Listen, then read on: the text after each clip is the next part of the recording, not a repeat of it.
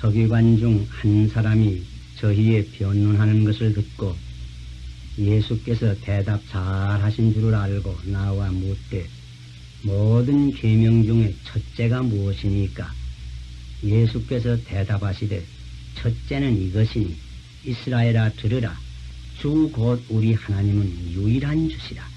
내 마음을 다하고 목숨을 다하고 뜻을 다하고 힘을 다하여 주 너희 하나님을 사랑하라 하신 것이요. 둘째는 이것이니 내 이웃을 내 몸과 같이 사랑하라 하신 것이라. 이에서 더 큰 계명이 없느니라. 서기관이 가로되 선생님이여 옳소이다. 하나님은 한 분이시요 그 외에 다른 이가 없다 하신 말씀이 참이니이다. 또 마음을 다하고 지혜를 다하고 힘을 다하여 하나님을 사랑하는 것과 또 이웃을 제 몸과 같이 사랑하는 것이 전체로 드리는 모든 번제물과 그타 제물보다 나으니이다. 예수께서 그 지혜 있게 대답하심을 보시고 이르시되 내가 하나님 나라에 멀지 않도다 하시니 그 후에 감히 묻는 자가 없더라. 마가복음 28절로 34절까지 봉도하였습니다. 둘째는 이것이니 내 이웃을 내 몸과 같이 사랑하라 하신 것이다. 이에서 더 큰 계명이 없느니라. 주님의 말씀이 옳시다. 이 말씀은 본래 레위기 19장 18절에 있는 말씀이 옳시다. 제일 중요한 계명은 두 가지인데 첫째는 하나님을 사랑하라. 둘째는 이웃을 사랑하라. 하나는 하나님께 대한 의무를 가르치는 것이요.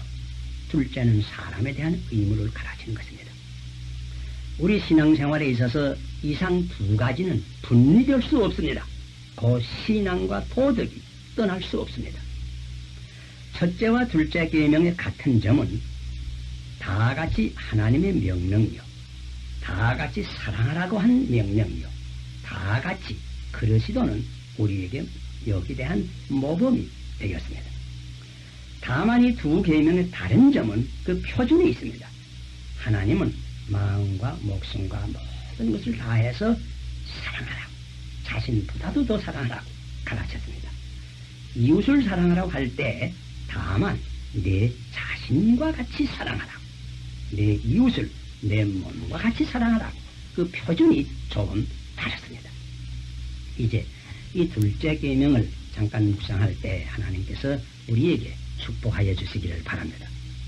여기 이웃은 누구를 가르쳤습니까? 누가복음 10장에 보면 어떤 율법사가 바로 이 질문을 예수님께 하였습니다. 그 이웃이 누굽니까? 예수님께서 그 질문의 대답으로 유명한 사마리아 사람이 여리고로 내려가다가 그 불암당 만난 사람 구원한 그 사마리아 사람에 대한 이야기를 예수님께서 대답하셨습니다. 그 이야기의 뜻은 그 이야기 가운데 참된 이웃 노릇을 한 사람은 사마리아 사람이 옳시다. 사마리아 사람이 유대 사람에게 대해서 참된 이웃이 되었던 것입니다. 다시 말하면 이웃은 국경을 초월합니다. 누구나 가까이 접촉하게 되는 이가 이웃입니다.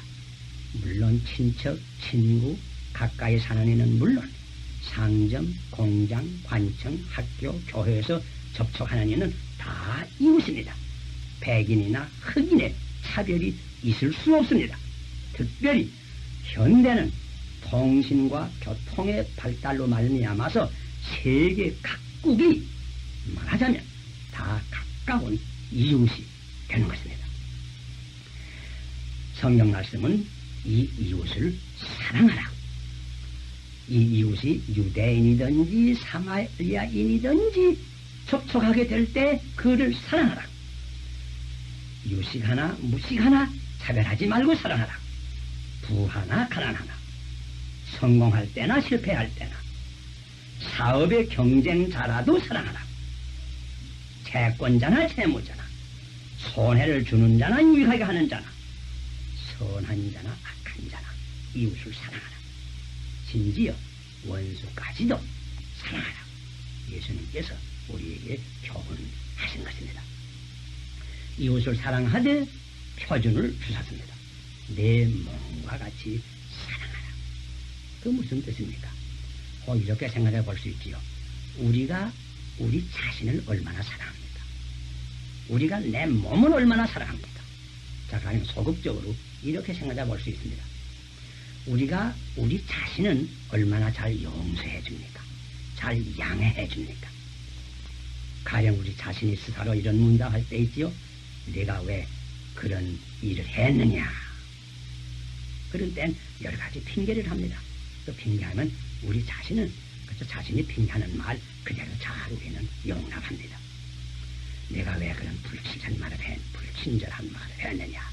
그게 그 사람이 나한테 먼저 불친절한 말을 하니까 그렇지요. 그래서 그렇게 우리 자신이 대답하면 그럴게라고. 내 자신이 한 노릇에 대해서는 내 스스로 잘 용납하고 잘 양해를 합니다. 다시 말하면 이렇게 내 이웃의 잘못한 것도 이렇게 양해해주고 용서해주거라 하는 그 뜻입니다. 또 우리가 우리 자신에 대해서 어떤 때는 스스로 노할 때 혹 있습니다. 많지 않습니다. 그러나 서로 있습니다. 그러나 혹 노해도 그 노 오래 기억하지 아니합니다. 마찬가지로 우리가 이웃에 대해서 우리가 노할 때 많습니다. 여기 계명의 뜻은 우리 이웃에 대해서 빨리 노하지 말고 또 노를 더디하고 또 노했다고 할지라도 오래 노를 품지 말고 내 자신에 대한 노를 곧 잊어버리는 것처럼 곧 잊어버리라. 그 뜻일 것입니다. 누구나 자기 자신이 잘 되는 거 시기하는 사람 없습니다. 꼭 마찬가지로 내 이웃도 잘 되는 걸 시기하지 말라고.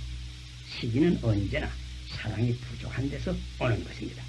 어떤 사람은 말하기를 시기는 현미경으로 보는 것이요 사랑은 망원경으로 보는 것이라 말했습니다. 언제든지 우리 이웃에 대해서도 내 자신을 보는 것처럼 그 눈으로 보라. 또 우리가 내 자신의 허물을 다른 사람에게 나타내기 원하는 사람 하나도 없습니다. 우리 얼굴에 무슨 허물이 있을지라도 하신 대로 가리우려고 애씁니다. 분을 바르고 세수를 하고 많이 애씁니다. 마찬가지로 우리가 이 이웃을 내 몸과 같이 사랑한다고 할 것이면 우리 이웃의 실수를 어떻든지 가리고 줄 겁니다. 이웃의 실수를 다른 사람이 말하지 않을 것입니다. 선전하지 않을 것입니다. 그럼으로써 어떻든지 우선 내 자신을 용서하고 양해하는 것처럼 이웃에 대해서도 양해하고 용서하라고 하는 뜻일 것입니다. 그리고 적극적으로 또 생각해 볼 수가 있습니다. 우리가 적극적으로 내 자신을 얼마나 사랑합니까? 얼마나 귀하게 여깁니까? 자, 가령 내 자신이 줄이면 얼른 밥을 먹습니다. 목마르면 얼른 냉수를 갖다 내키웁니다. 치우면 얼른 외투를 입습니다. 더우면 얼른 부채질을 합니다. 피곤하면 얼른 쉴 자리부터 봅니다. 병나면 얼른 약 먹고 오해받으면 그거 변명하려고 분주히 이게 돌아갑니다. 똑같이 이웃에 대해서도 하라고 하는 말입니다.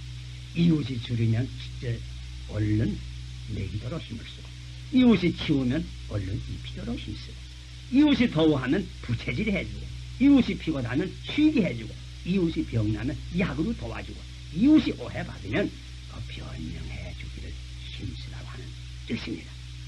다시 말하면 내 자신은 우리가 잘 보호하고 보양하고 편안하게 하고 건강하게 하고 대접받기 위해서 힘씁니다.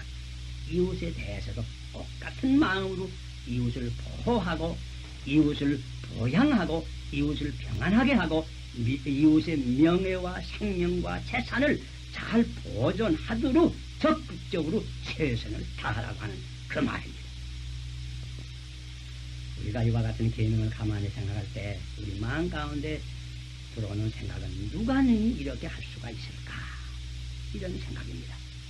이거 표준이 너무 높지 않은가? 사실 이 표준이 굉장히 높습니다. 그러나 가령 여러분 표준을 좀 낮춰서 생각해 보았어요. 가령 예수님께서 이거 웃는 말이지만은 네 이웃을 사랑하되 네 고향인만큼 사랑해라. 예수님께서 그런 말씀을 했다고 할 것이면 우리는 꼭 그대로 실행할 것 같습니까? 제 생각은 그 표준을 다 할래도 그 대단히 어려울 줄 생각합니다. 왜 그런 거 아니? 어떤 이들 보니까 자기 고향이 굉장히 사랑합니다. 자기 고향이만큼 자기 이웃을 사랑하면 아마 성자라는 이름 받을 줄 압니다. 사실 이 계명을 생각하면 우리는 다 죄인이라 하는 것을 깨닫습니다. 우리가 다 이 계명대로 못합니다. 이 계명을 지킴으로써 너희가 구원을 얻어라 하면 사실 구원 얻을 육체는 하나도 없을 겁니다. 물론 그래서 그리스도께서 오셨지요. 그래서 십자가가 생겼지요. 그래서 믿음으로 구원을 얻게 되었지요. 그러나 우리가 할 것은 우리가 믿음으로 구원을 얻었다고 하면 이웃을 내 몸같이 사랑하라고 하는 이 계명, 우리 생활에, 일상생활에, 대인관계에 있어서 최고 표준이 된다고 하는 것을 우리는 기억해야 될 것입니다. 우리는 이대로 살기 위해서 최대의 노력을 하여야 될 것입니다. 왜? 하나님은 사랑입니다. 우리가 다 하나님의 자녀라고 하면 그 특색은 아무래도 사랑으로 나타나야 될 것입니다. 뿐만 아닙니다. 오직 이 길만이 인류가 살 수 있는 길입니다. 여러분, 현대 전 인류가 당면하는 최대의 문제들이 무엇인가 혹 생각해 보십니까? 물론 우리 민족에게는 여러 가지 많지요. 경제, 재건 문제, 무슨 남북 통일 문제, 여러 가지 문제가 있지요. 세계적으로 생각해 볼 때도 방금도 라오스 문제니, 월남 문제니, 큐바 문제니, 여러 가지 문제가 많지요. 그러나 그보다도 제일 근본적인 가장 중대한 문제가 무엇인지 여러분 생각해 보셨습니까? 제가 보기에는 다른 거 아닙니다. 이 핵무기 시대, 이 원자탄 시대에 어떻게 하면 현대 문명이 보존될 수 있겠나? 이 핵무기 시대에 세계 인류가 어떻게 하면 보존될 수 있겠나? 현대 문명의 장래는 어떻게 되나? 세계 운명은, 인류의 운명은 어떻게 될 것인가? 아마 이것이 가장 중대한 문제일 것입니다.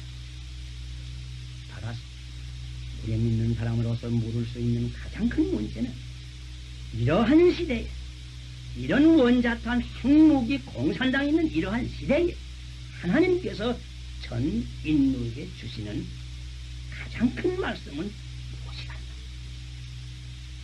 조용히 귀를 기울여 들어보아야 되겠습니다.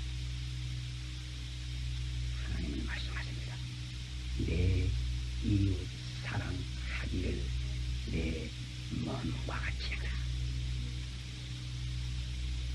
오직 이것만이 전 인류와 문명이 보존될 수 있는 길이 아닙니다.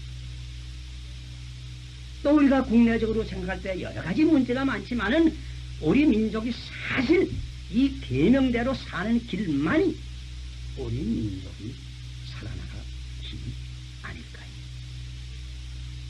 우리 한국교회 자체 안에도 여러 가지 문제가 많은 줄 압니다. 그러나 우리 한국교회 안에 자체 안에서도 하나님께서 주시는 가장 첫째라는 말씀이 무엇일까요? 내 이웃 사랑하기를 내 몸과 같이 사랑하라. 이 말씀이 아닐까요? 우리가 다 이 말씀대로 살면 한국교회의 평화나 통일도 멀지 않은 것이 아닐까요?